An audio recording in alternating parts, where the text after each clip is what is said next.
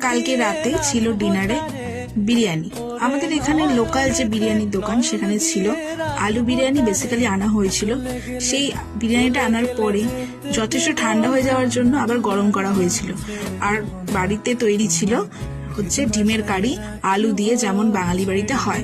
আলু বিরিয়ানি, শীতকালের রাতে ধোঁয়া ওঠা আলুর বিরিয়ানি, তার সাথে ছিল পেঁয়াজ, আর তার সাথে ছিল বাড়িতে তৈরি ডিম আলুর দম, মানে ডিমের কারি।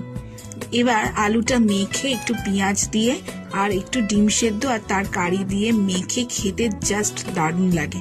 ভালো লাগলে অবশ্যই সাবস্ক্রাইব করে রাখবে চ্যানেলটা, সাথে থাকবে এবং লাইক করে দেবে আর কমেন্ট করে দেবে আর কি ধরনের ভিডিও দেখতে চাও। Thank you.